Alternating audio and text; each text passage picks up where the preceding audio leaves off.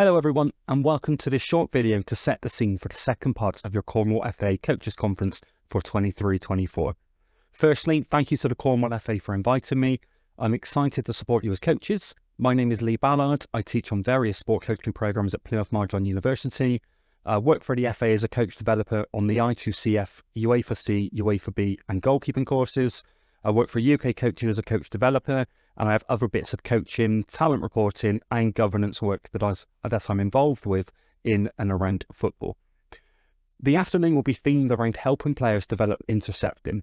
I'll be aiming to build upon some of the principles from the morning workshops and show how you can scale these up for older players and larger group formats, and how we can use these principles as a more effective tool for development of football fitness through pre-season and even during the season, as opposed to non-football type running and exercise.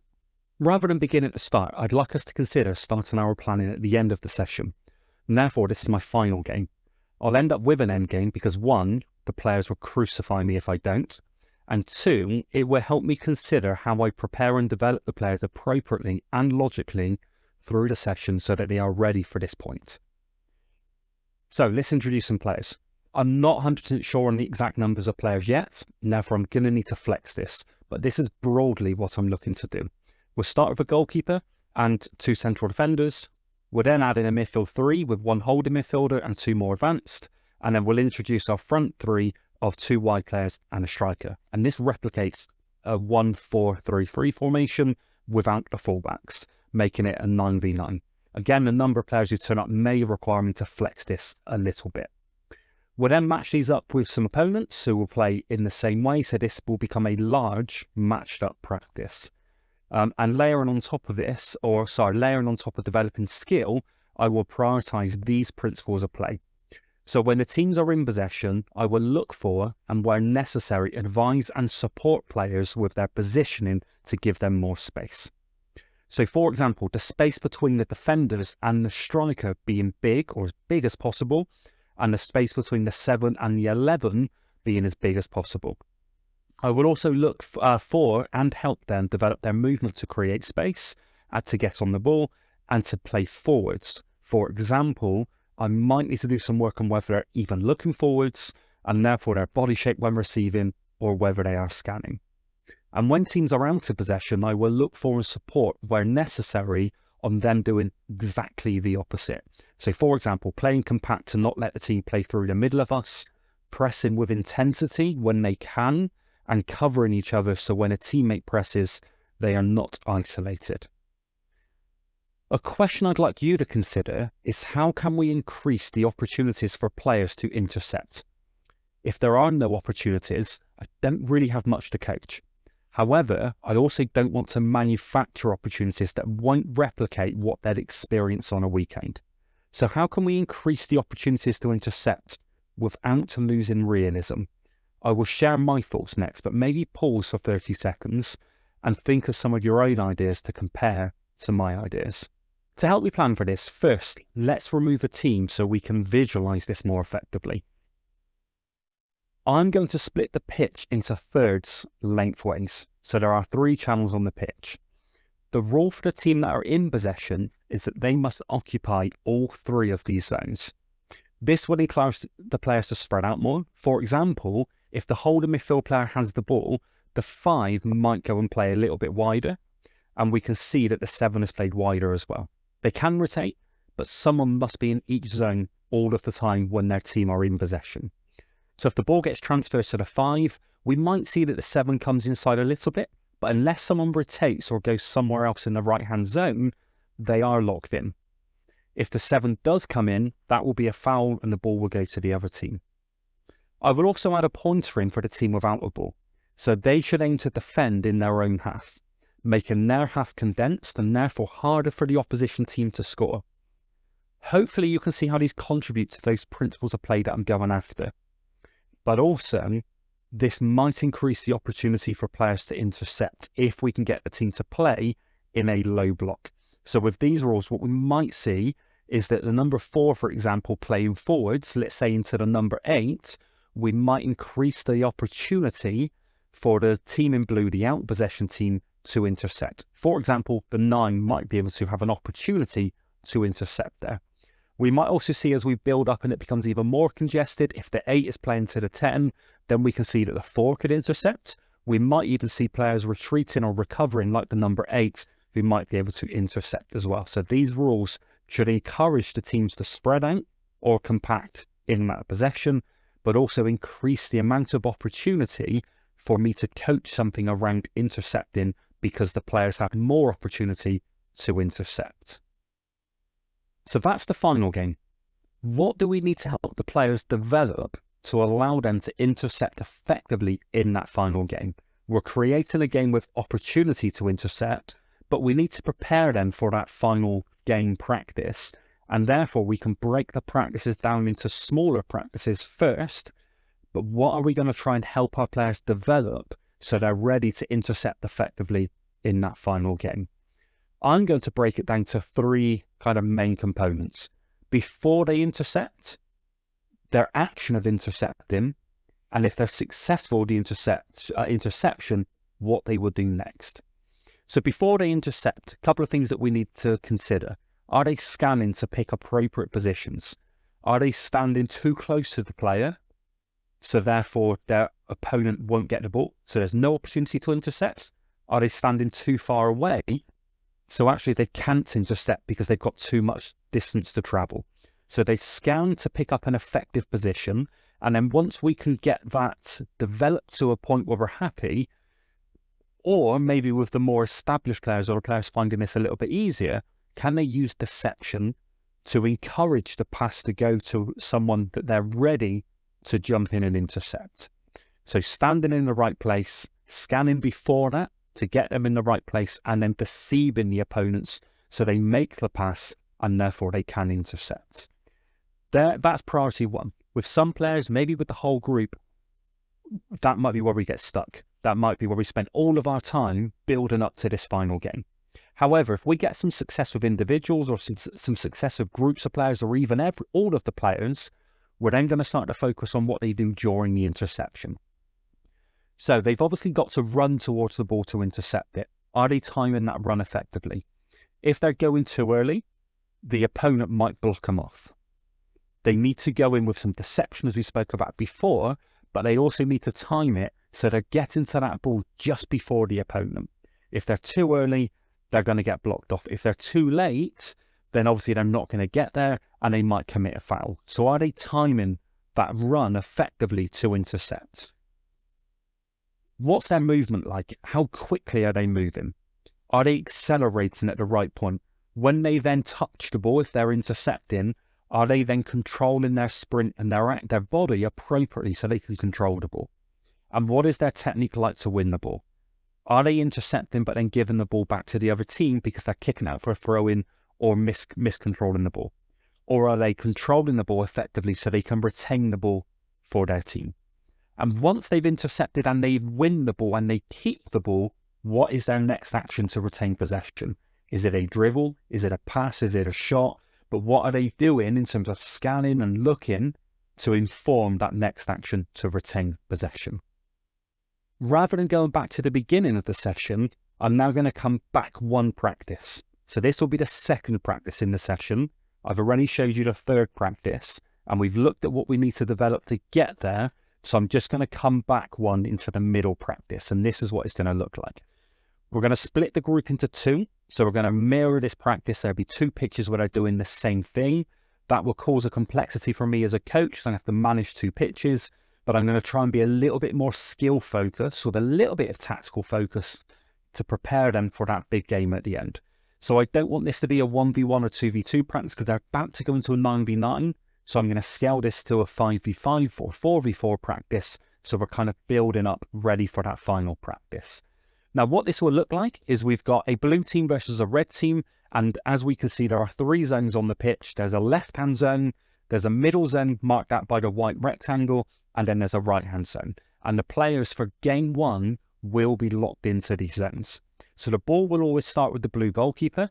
The blue goalkeeper will pass the ball however they see fit, so to one of their teammates in their zone, or they might try and play to the striker.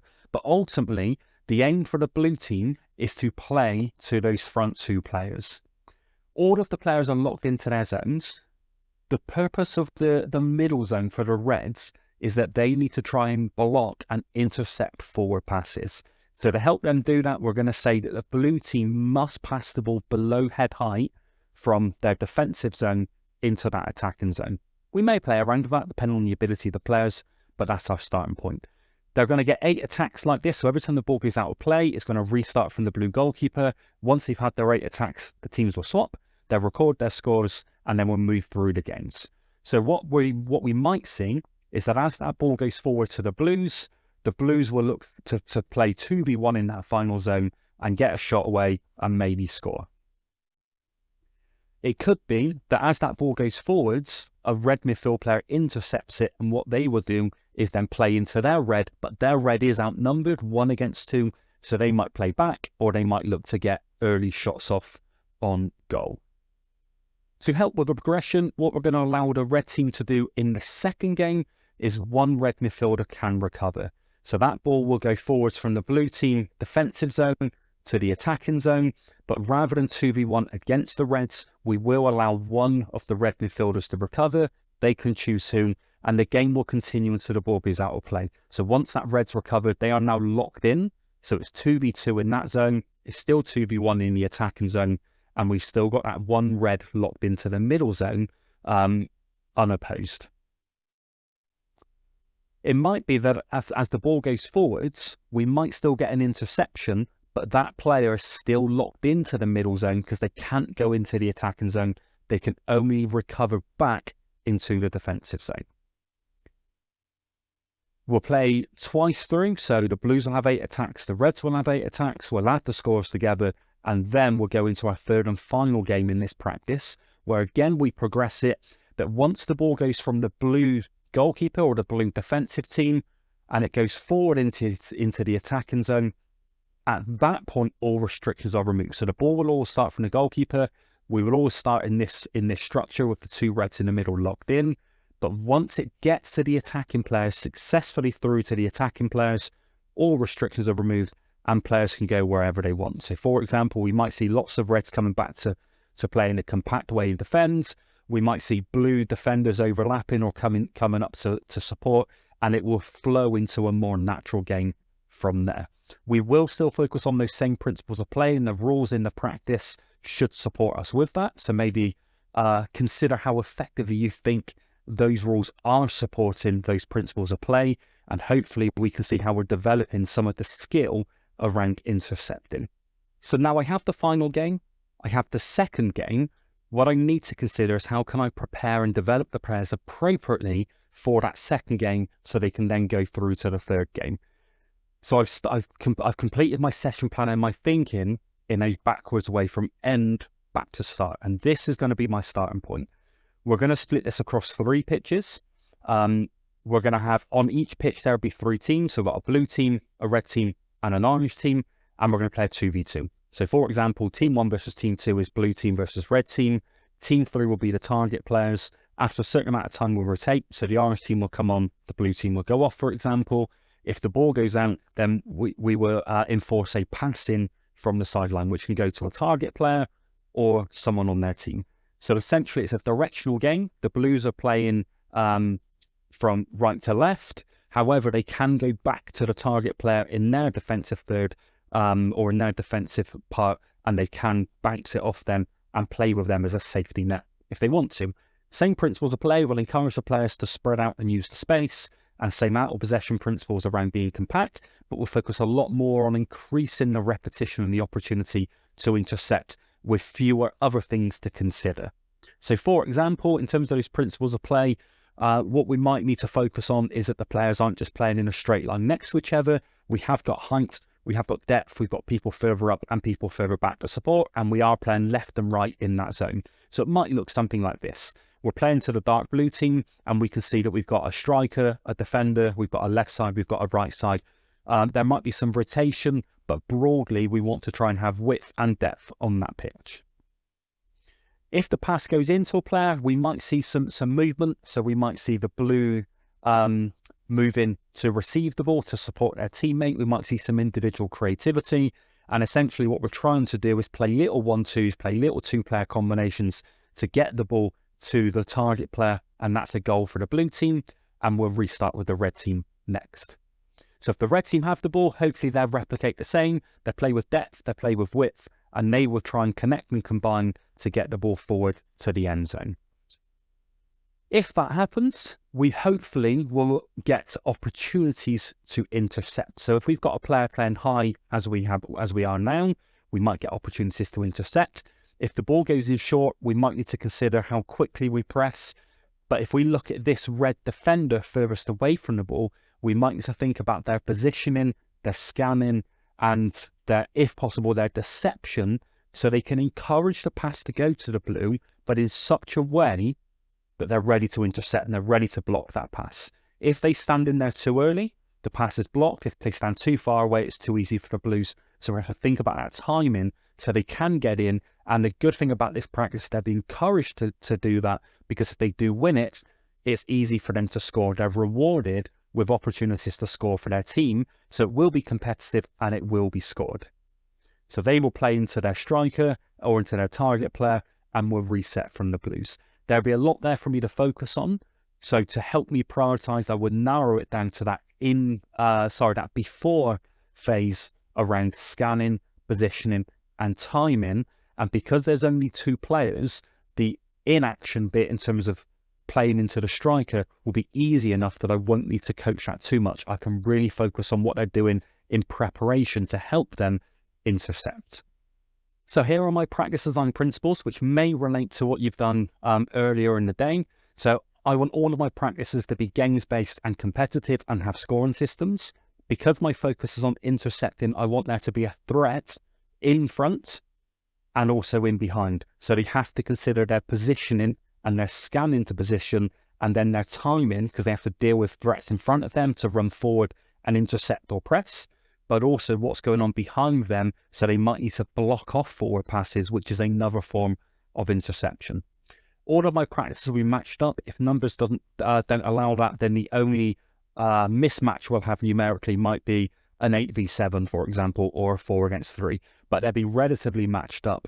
And I'm scaffolding my practice from really small, where I can focus on the before they intercept phase, and then through to something kind of medium scale, where we start to build in a little bit more skill-based work, and we start to build in loosely some tactics, all the way through to the end game at the end, which is larger scale and a more tactical focused. So whilst you're out there observing, these are some things that you might consider.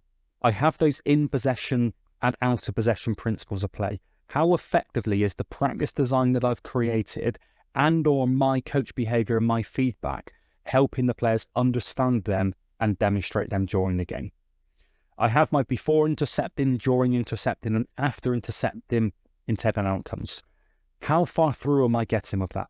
Am I being logical? So if I'm doing some work with a player on after intercepting, their next action to retain possession, but they're still not timing their movement effectively, or they're still not positioning themselves effectively, I'm not coaching in a logical sequential order.